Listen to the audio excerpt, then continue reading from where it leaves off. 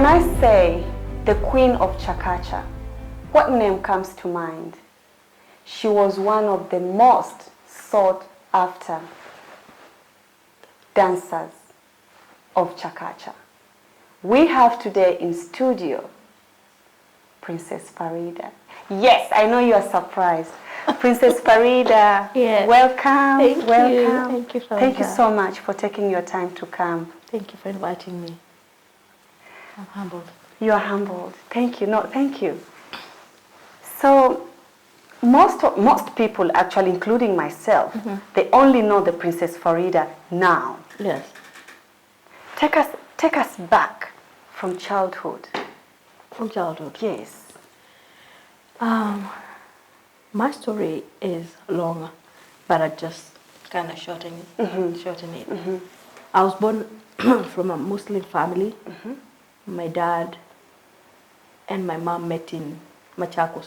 My dad came from Lamu and came to work in Machakos. That's when he met my mom and they got married. I'm the first one. So you are? Yeah, I was one of those years. And, and we are 5 in the family. 3 girls, 2 boys. But one went to be with the Lord. And yeah, I just grew up kawaida in a strict Islamic family. Islamic family environment. Yes. Right. I grew up in a strict Islamic family with like my uncles and most of them are imams.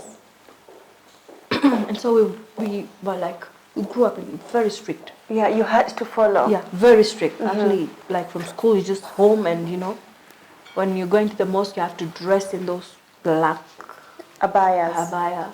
Did you wear it? I used to wear sometimes when I'm forced, but I used to remove it because I would feel like I'm suffocating. For some reason, I didn't like it. You didn't? I didn't like it, but you used to force me because they say, like Islam, you need to lazima ufinike. Heshima, yeah. But I never used to see the heshima because I used to feel it's very ugly. How is it black and when it's even hot, you're there with your hijab and yeah, it used to bore me a lot. So you didn't like it? Yes. But you had to wear it? I had to wear it because of the rules, the Islamic rules, and my dad used to be very strict. How did you feel, Princess Faridah, as a child, being forced to do something, to wear something, don't do this, don't do that? Yeah. How did it feel for you? I used to get very tired and, like kind of lonely because I would feel like my sisters, were just okay with it, but I wasn't, and I'm like, what do I do? These are my parents. This is family, and if you're supposed to obey your parents. So if they tell you don't do this, you're supposed to obey. But deep inside, you feel no. Like it's like the right thing. From within. From within, and it's not supposed to be this way. Why are they forcing it then? Did you had a moment where you expressed your feelings to your parents? Oh, all the time. What did they say? Oh, they used to beat me up. Yeah. So they used to beat you? Yeah, they used to beat me up and say, "Una kichwa ngumu, you're big-headed. You're supposed to respect your parents. When they tell you something, you need to. And you're tiny. You're not supposed to be kichwa like that." So I used to feel bad, sad. You did? Yeah, I used to.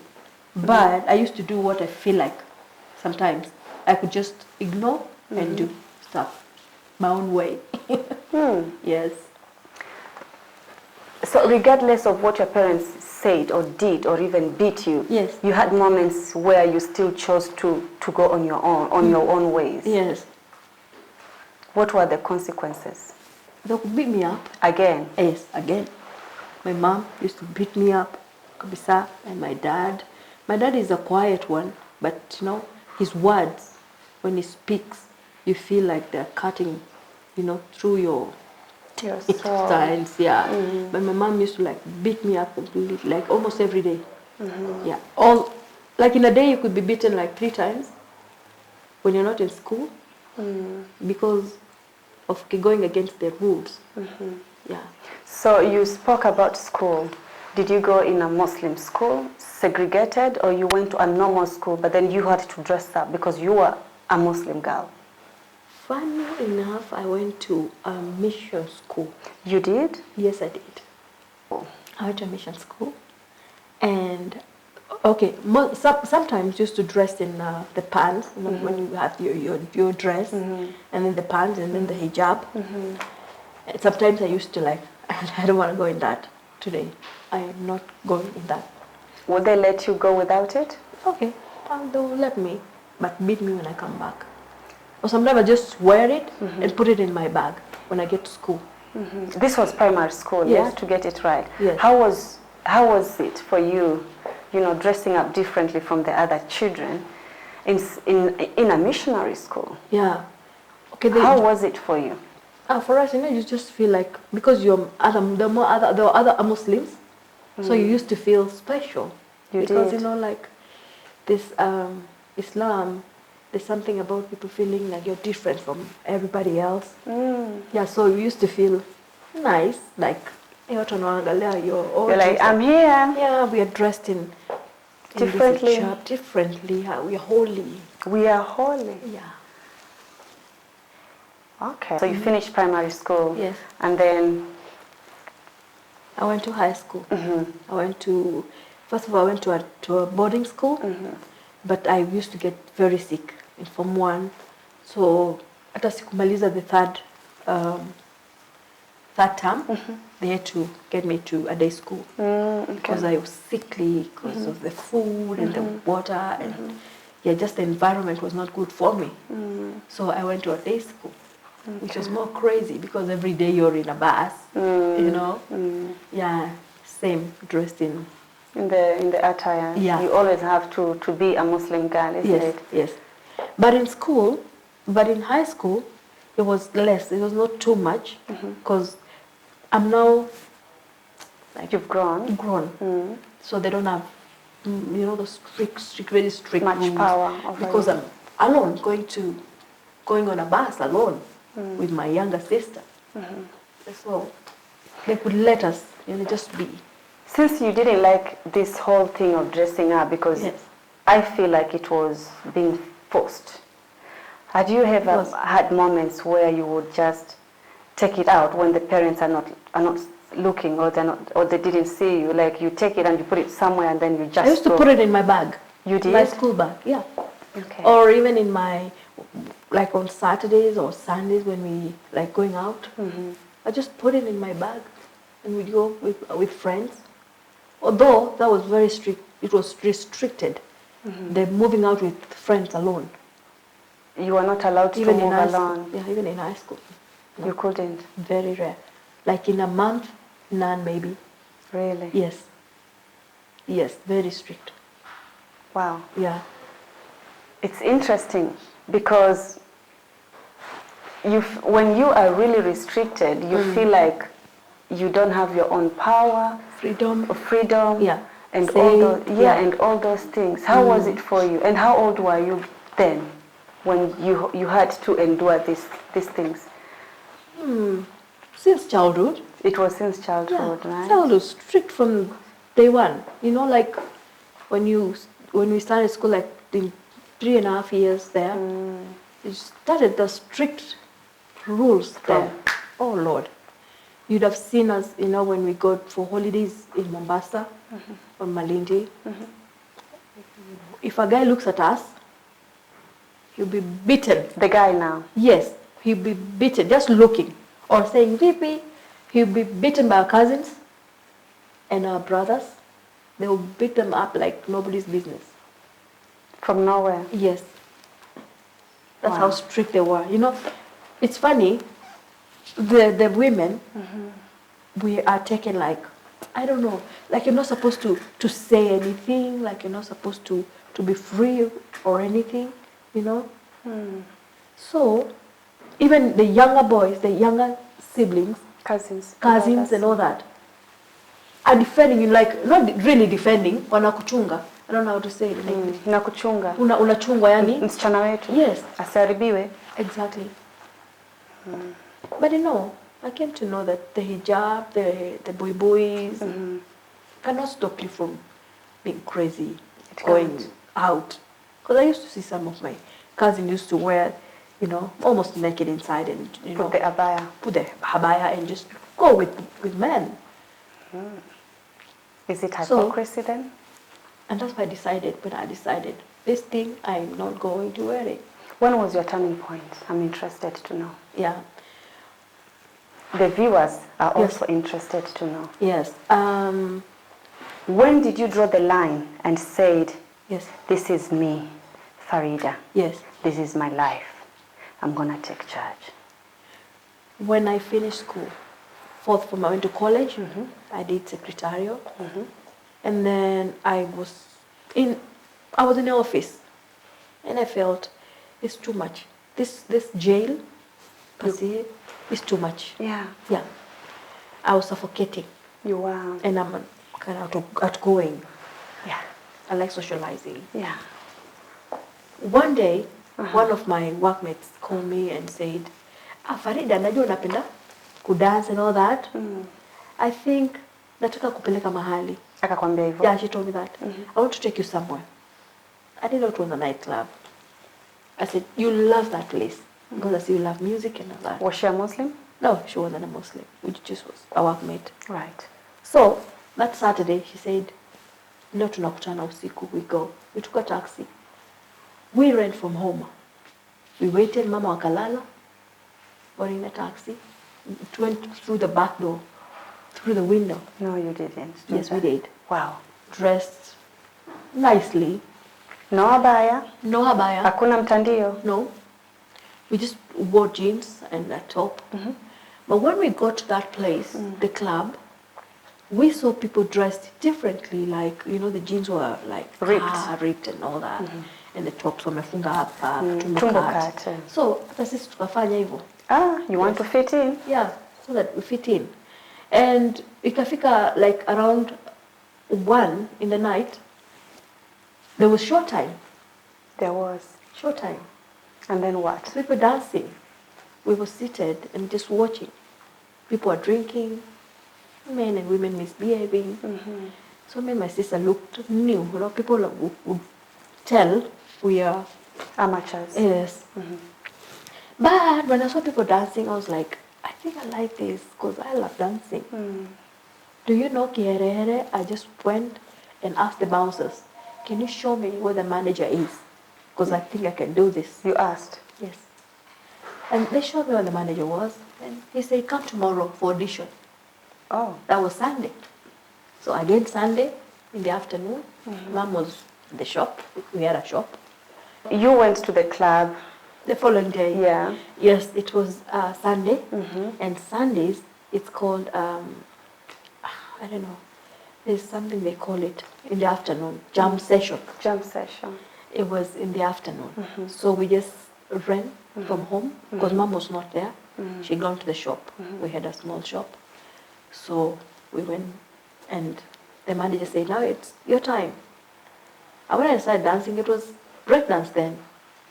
I went and did, you know, little stuff. You did your thing? Yeah. And It they was in. loved the show. They did. So I was like, they said, come next week. Did Mom know that you did this? She didn't know. For 1 year. Did Mom know that you waited until they went to bed and then you escaped? Yeah. She had no idea. Mom and Dad, they had no idea that we go out, me and my sister. But one night when a lady came to dance, then she was dancing chakacha. She was. She was an old lady. So when I saw that, I was like, this is my kind of dance. Because we are taught to do this when we are young by our aunties for preparation for when you get married. When you get married. So I was so excited. I said, yes, I want to be doing this. Yeah. So the day I did the chakacha dance, everybody loved the show. Were you alone on the stage? Yes, I was. They loved the show and they said, this is your dance from today. That's what they said. Yeah. So after some few months, somebody started a competition named Queen of Chakacha. And I was there. Of East African. East African competition. And I won. So that was after a year. What happened was I was on the front page of a newspaper. I think it was Nation or Standard. Princess Faridah, this conversation is getting hot. We're going to take a short break, and when we come back, she is going to tell us what happened. Stay with us. Welcome back. We are with Princess Faridah, and I have been learning a lot. Princess Faridah. Yes. Take us back when you went for the auditioning, maybe for someone who just joined us on the show. Yeah, when I went for the audition, I did the audition and they said at 6, you're on. Well, at least the guys were supposed to perform that night. Yes. So when I danced, they said, you're good and we'll be paying you. At that time, they were paying like 150 per show. Wow. That was good money for me because... So you were paid? Yes, I was paid after the show. And I was so excited. I said, hey, I'm making money. Though it was low, I was working before. Remember, after I did my college, I started working. But I didn't say that part. I started working as a secretary. And I was paying good money because I was working in the same company with my dad. So they used like... Yeah. Lazima tumwangalie. Exactly. So the dancing didn't have money, but I was happy now because I'm doing something like I love to do. My hobby, one of my hobbies. So I was happy. Why not? Yeah. So like I was saying, the lady came after some few months. She was akawekwa kwa list mgeni because people wametuzoea. They said, no, today we have a visitor from Mombasa. And she's going to do this dance called chakacha. So when she danced, I really loved, the way she danced, and I was like, this one is old. She's old, so old. You felt so? Almost like 50 years, and I'm like 19, 18 there. I think I can do it better than her. I told the manager, I can do this dance because this is the kind of dance that we are taught at home by our aunties. For those of you who don't know what chakacha is, chakacha is a dance that you do just moving your hips, all your hips. It's a sensual dance done for preparation for marriage, to do it for your husband when you get married. So it's not a dance that was supposed to be done in open, but I didn't care. You did it. I did it in the open. So. But the purpose for the dance is meant to be for your husband. Yes. You did it. I did it openly. Were your parents aware that you did this? No. Until I won the competition as a Queen of Chakacha. I was crowned the Queen of Chakacha. And then they had published it on the newspaper, the front page, and my dad saw it. And then what? Oh, I was beaten up and thrown out of the house that day. You were? Yes, I was. Because my dad said, you cannot do this.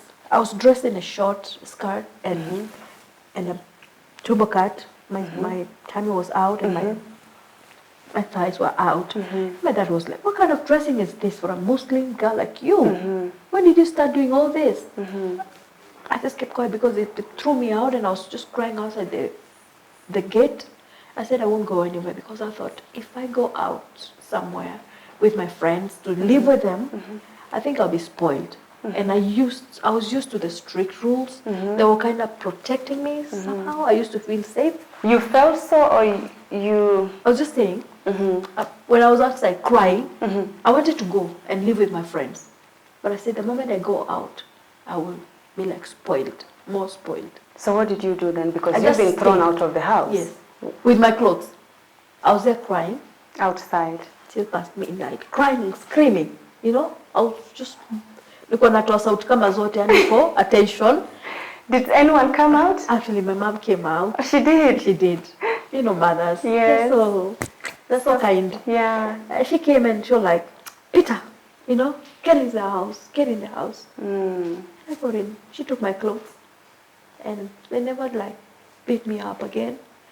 But Dad said, you don't go again to the club, okay? Dad said? Yes, that's so many. That's shaming us, Ibugani. Everybody are seeing this newspaper because people are calling me from Mombasa, Lamu, for my shads. They're like, Nini? Mahfoud, my dad's name is Mahfoud. So like, Mahfoud, vipi, manao, vipi? Mbona ibu? Haribika mtoto kwa hapo unamwangalia, vipi? My dad said, yeah, I've dealt with her. Mempiga. Sasa hapa ni tena. Akaambia wako. Akamwambia my uncles. Nimempiga. Shampiga, discipline, tulikuwa hatujui. They asked me, are you going to go again? I said, I just looked at them because I knew, guys, hamjui mali nimefika now. My career is just starting. I'm the queen already. You know, why, the queen why already. Become the queen. Excuse me. What are you telling me? Ati nisirudi tena. Who's going to dance? Come on. Again? Hey, excuse me. Market imepanda. So Lakini like, pressure nyumbani imezidi pia. Yeah. Alafu. So what happened was, I need to know what my dad did. We kept going to the club, but my dad kept following us. Secretly. For almost a year. One day I came out and I saw my dad's car. And I was like, I asked the bouncers, do you know this car? And they're like, ni customer wetu. Wakakwambia hivyo? Yes. I said, what? Yeah, ni customer wetu. Mzee. Na alikuwa anakufuata wewe? Anafuata me and my sister. And you know, I also introduced my brother. Some of you know Kanda King. He used to be called Kanda King. I taught him how to dance, and I took him to the club. He was tiny, like 7 years. Yeah. So I was like, oh my God. Nimeshikwa. Daddy has been coming for 1 year. But then, what made me feel comfortable was my dad. I knew hatujafanya mabaya, like drinking and going with men. Because when I came to the club and I was looking at these young women dancing, I love the next thing when I jump into somebody's car, a stranger, and then they're drinking and falling everywhere, misbehaving. I was like, I don't think I want to do this. So talking about drinking, Princess Faridah, you were only going to the club to dance chakacha. To dance chakacha. That's it. That's it. You didn't touch a drink, no alcohol. No. Purely dancing. Yes. Because of the strict rules from home, my upbringing. Yeah, there was those the don'ts. I could feel like, hey, they're watching me. Because I was watching me, Dad was watching me. So that night we went to the car and waited for Dad to come out. Where was Dad? Dad was inside. In the club? Yes. Where and you he could watch my shows. He did? He used to watch my shows, me and my brother. Because we used to dance and rush home. Because my brother, the next day, ako shule. We were like, let's go and wait for Daddy in the car so that we ask him home. You know, we know why he's here. We went to the car and he just looked at us and was laughing. He was like, Daddy, unafanya nini? He said, twende nyumbani. Sumeshamaliza kazi. Akakwambia hivyo? Twende nyumbani. Because the car was shaking. I'm like, what? Were you scared? Yeah, we were. We thought, amekuja leo. And the bouncers already told us that mzee amekuwa amekija hapa, parks car and gets in. He didn't talk in the car. And we just went, tukaingia kitandani, he didn't talk. The following day he called us. He said, wanangu, nimewafuata kwa muda mrefu sana. And sijaona mkifanya tabia mbaya. That's what that said? That's what he said. Sijaona mkifanya tabia mbaya. So, today, officially, I'll let you go freely dance. If you want, I'll be taking you to where you're performing, to anywhere at night. If you want my transport. And then? Now, he used to drop us. Dad? Like a night, tuko na show kama tatu, Dad used to take us. This is you and your brother? Yeah. Me, my brother, my sister. One of my sister used to also perform. So that's how Dad allowed us to perform. And the competitions kept coming. I kept winning. Now I started traveling. Traveling to other countries. Yeah. Because now money was coming in. Every band, like the Mushrooms, Pirunga, Sama Mapagala, and other bands, they used to pick me to go perform for them. And now money started coming in, fame started coming in, and I was so famous. I tell you that every time they go to a country and they don't have me, they're like, no, we want that chick. We want that girl. Lady. Yeah. No, I was so tiny, not now. I was tiny. So they used to really love me because I used to dance. And every time I get on stage, hakuna hata waiter atafanya kazi. Kila mtu anakuangalia. Because we were like, because the vituka I used to do on that stage, you cannot even move. You're glued. Ni nyimbo tu na mimi wenzako nacheza. I was so famous that I go to a country and I have banners. Everywhere Everywhere that she's back. Princess Faridah is in town. Yes. One day, a guy from CNN, he came to get some report from me. They wanted to know how I'm able to move my hips like that. Do I have bones or not? They took me to Nairobi Hospital, did some tests. Really? Yes, they did. They took some X-rays. To see if you have bones on your waistline. Okay. The dance. I tell you, I had stalkers everywhere. So you have reached that level. Yeah. Dad has allowed you to to follow your passion, to follow your dream. You are traveling the world. Introduce my family. Yes, you've been crowned. Yes, the queen. Chakacha. Yes. How did your life change? Oh, everything changed. You know, fame comes with money, and you know when you're famous, you're like almost like a president. You know, like the way you're treated. Everybody, you walk in the streets, you enter somewhere, and people are just calling your name and autographs everywhere. I even formed my own band. I started singing with the mushrooms. I started recording my own songs. They were writing for me by then. I was in the newspapers almost every day. I can just imagine. And TV everywhere. You know, there was a program that Fred Obachi Machuka used to bring. I think it was called Music Time. And there was another one on radios. Yeah, they used to have a music played everywhere. There's this a famous song that I did. Yes, I was just about to ask you, Princess Faridah. Yes. Please just look at the camera and give us 2 lines. Okay, if For I remember. someone who has no idea what chakacha songs are, please, just 2 lines. Let me remember some famous line there. Chakacha nilisha, chakacha nivisha, chakacha nilipia nyumba, chakacha ndiyo majaliwa yangu. Oh, I'm still dancing. Wow, yes, and you have the voice too. Well, thank you.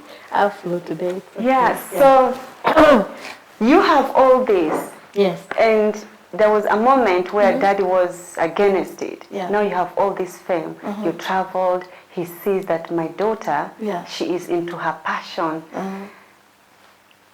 Was he proud of you? Yes. Remember when he called us the following day when he picked us from the club? He came and said, "I've released you guys. Just go and do your thing. But do not misbehave. Do not drink. Do not do prostitution. This funny stuff that I was seeing in nightclub. Do not do any of those." So Daddy was very proud, and Mom too. They were very proud because I started paying school fees for my young brother and sister. So they were very happy. You could bring money home, traveling all those countries. It was good money. It was good money. Very good money, yeah. And it changed life in the family as well. Our lives. We moved from the place we used to live, you know. How long did you do this for, Princess Faridah? Oh, 11 years. 11 years. Yeah. Traveling the world? Traveling the world and enjoying myself. Yeah. You also started singing and creating your own albums. Yes. Was that around the same period as well? Yes, it was. It was the same period, 11 years. Those in between. Mushrooms used to write for me songs, and they take me to their studio. They used to have a studio in Madaraka. We used to record my songs from there. Yeah. Yeah, so when I did not plan to get born again. I was on top of my career. Everything was going on well. But one day, actually I was coming back home. From where? Just from Dubai. We had stayed for 1 year. In Dubai? In Dubai. We were performing there in a hotel called President Hotel in Karama. And I was actually in Dubai, I was so famous. You were? Hata wako wanaandika jina langu ati Princess Faridah is back. Akisema tu she's back. Club. We used to make the Filipinos, those Japanese, nani, Waganda, nani, they used to tukirudi. Their nannies, their outlets, zimefungwa. Because I used to do all those songs. Really? Indians. I used to do those songs. So unapata club, our club, our African club is packed. Money is coming in from that outlet. So everything we say, wanafata. Because I used to sing all those songs. So makabila yote, Yanakuja. yeah, paka Warabu.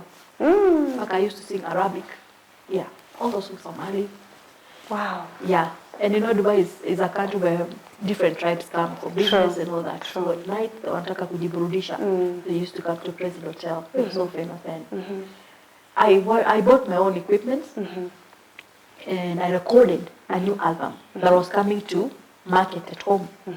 And also go back to the UK for a show that I was going to get a lot of money. I was so excited because they were going to pay me $20,000 per hour. Wow. Yeah, performing from 9 in the night to 9 p.m. to 3 a.m. In the morning. in the morning. So we decided we're going back home. 9/11 it just happened. And they told everybody who's working in Dubai, just go back to your countries, because they thought the Muslims bombed the U.S. Twin Tower. Yeah, so as we were going home, in the plane there was this crew member. He kept calling me to go to the cockpit. A crew member? Yes. The guy was serving us the drinks and food. I think it was Emirates or Gulf Air. He said, I want to show you how we operate the plane. And I was like, excuse me? Do I look like a student to you? I'm not interested. I've flown for years and nobody ever invited me to the cockpit. Why today? And I played usually labda amenibloia one, amenibloia, or he wants to take me as hostage. Because I heard the Muslims are the ones that bombed the Twin Tower. So I thought this guy wants to hijack this plane and take me as hostage. Nikamwambia hii ndege imejaa watu karibu 300, so many. Just go and pick someone else. The guy went and came back with a perfume, the type that I use. Nobody told him. I kept chasing him. There was no conversation that he natumianga this perfume. He said, we are buying this for you. Please come. Because I have perfume. That a stewardess? A steward? Yes, a steward. And they sell. Yes, there is the duty free. Yeah, but $130. But you didn't ask for it. I didn't ask for it. I didn't pay for it. He thought you brought needed it for free. Okay. They said, we bought this for you. Just come. I didn't come until he brought 3 of them. Wow. My kind of perfume that I use. When I asked my brother, did you tell him the kind of perfume I use? He said, no, I didn't even talk to him. So I decided this guy is too much. Let me just go to the cockpit with him. But I took one of my bassist guitarists because it's huge. I said, let me take it just in case they have something planned, So we went with him. But he came back running. He said he's scared when he saw the plane, the way that penya kwenye mawingu. He was so scared. Because I was like, kama yeye anaogopa na mimi mduchu, mimi naogopa pia mimi. Mbio, tukarudi naye mbio. The girl did not stop there. He kept calm. Just go. Now I took one of my dancers. I said, let me go with you. We went back to the cockpit again. But when we go to the cockpit, nikashangaa the way it's beautiful. It just looks like a studio. I was so excited. And I was like, wow. And vile unafungwa mishipi is different than where they do it. At the back. Yeah. Everywhere is just mishipi. So I started admiring how the plane operates. We were talking with the pilots there. But all of a sudden, when I looked to the clouds, something caught my eye. I saw people dressed in white. Yeah, I saw people, and they were lifting their hands. There were women, and there were men, and kids. While you were inside the cockpit? Yes, inside the cockpit, still talking to the pilots. I looked to the clouds, and when I saw those people, they were really looking so beautiful. It's a beauty that you cannot even explain. It's white, and But what I asked myself, why are they lifting their hands? What are they surrendering to? I didn't know they were worshiping God. So I say to myself, I think I spoke loudly that I want to go with those people. They look so beautiful. You are in the cockpit. I am in the cockpit. And you are saying this one. Yes. I said, I want to go with those people. They look so beautiful. But when I say that, I was not in the plane at that time. I was outside and I was somewhere dark. somewhere that I looked very troubled and unhappy. And I was like, a voice spoke to me. Actually, a voice that I've never heard before.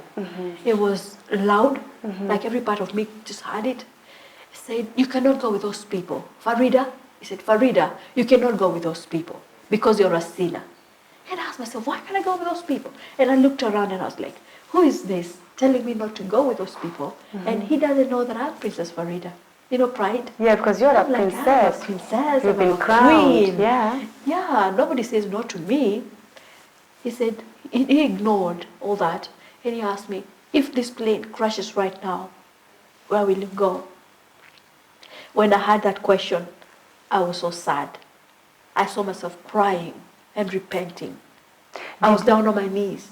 Did anyone, the crew members, heard you have this conversation? Nobody. I was not in the plane then. I was somewhere alone. I'd entered a trance. Nobody heard, nobody saw, nothing.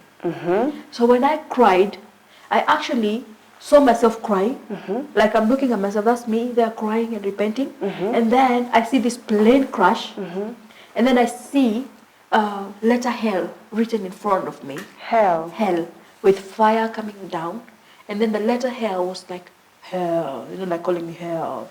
And I was so scared. I said, I don't want to go to hell. I would be scared too. Yes, I was. And all of a sudden, I felt a soft touch on my shoulder.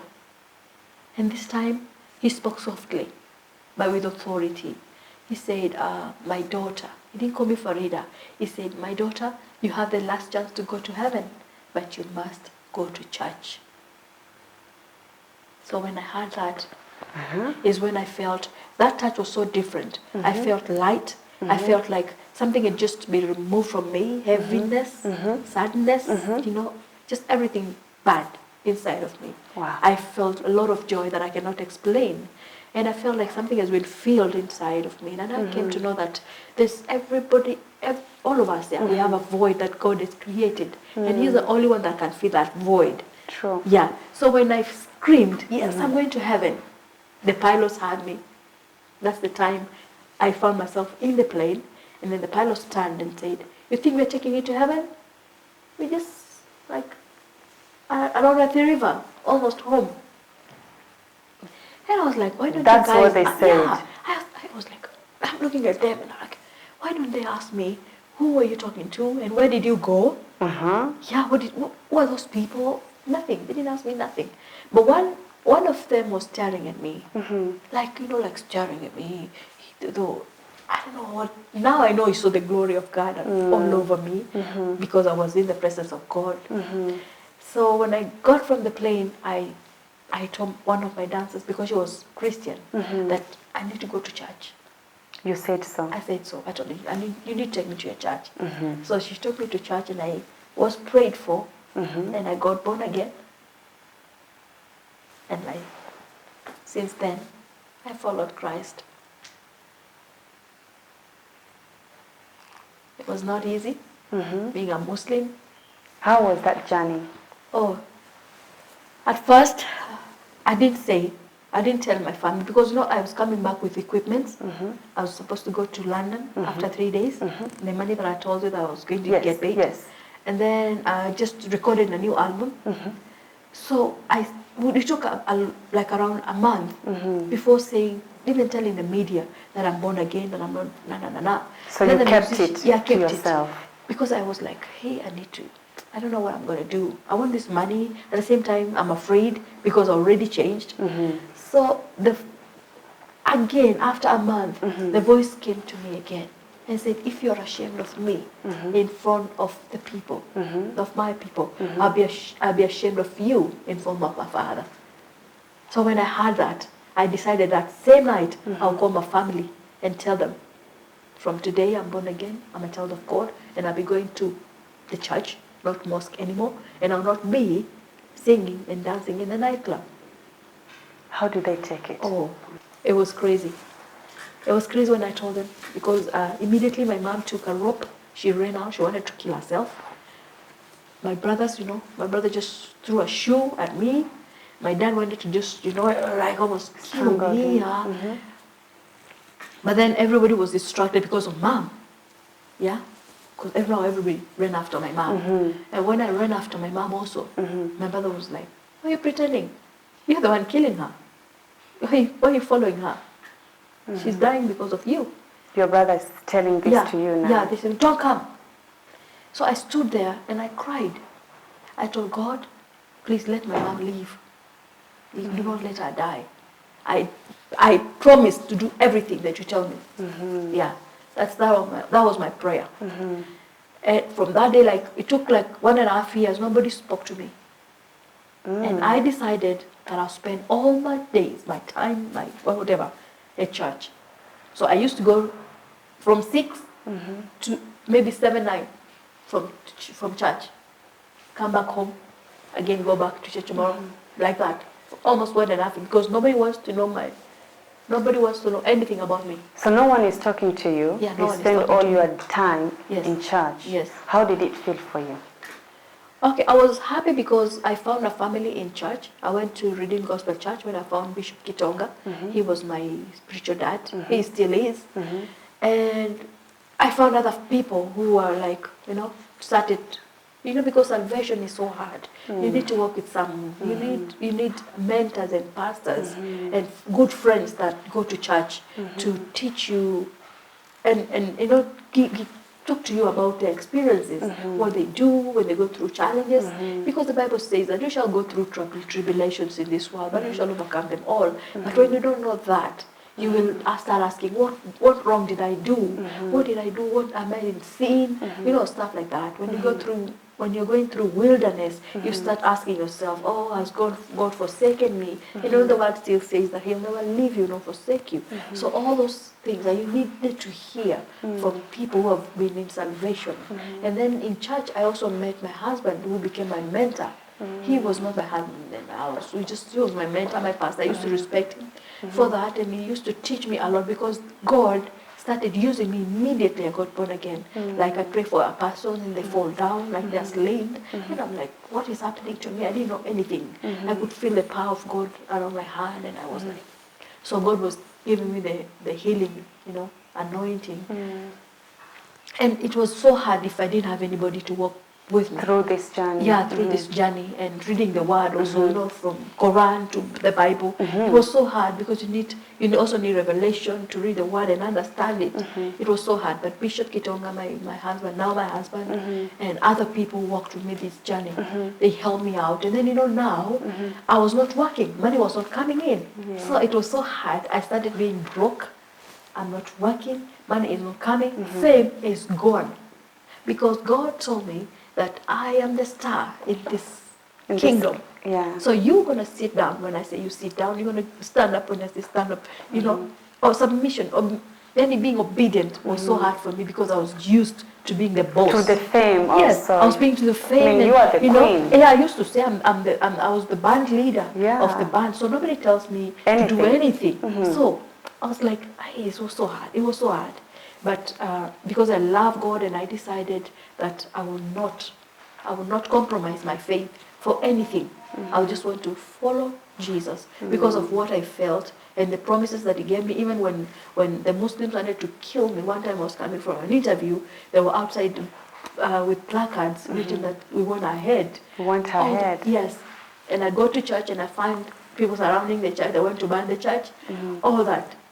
One day they called home, they say, Faridah has been married in town. She's dead. They said so? Yeah, they called my family.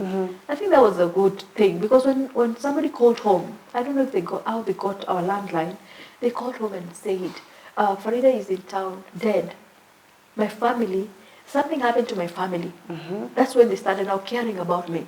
They never called me. That's the first day they called my line. And when I picked, it was my brother, Kanda King. And he just went quiet. And I said, hello. I was like, why are they calling me? Something happened to mom or dad. So I said, hello. I said, hey. Oh, Faridah. I said, yeah. Yeah, it's me. What is it? Yeah. He said, what is? I said, what is it? He said, somebody just called home and said that you're dead. Did something happen to you? I said, nothing. Because God promised me nobody will ever touch me. And nobody ever touched me. Yeah, God protected me. Nothing happened to me. Nobody touched me. And I started, going. There were loves. I was in church. I got married to my husband, and we have 2 babies, Shekinah and Hadassah, 2 girls. And my husband really helped me in my ministry. I started writing songs. I didn't know that, when you give your life to the Lord, He shows you your potential.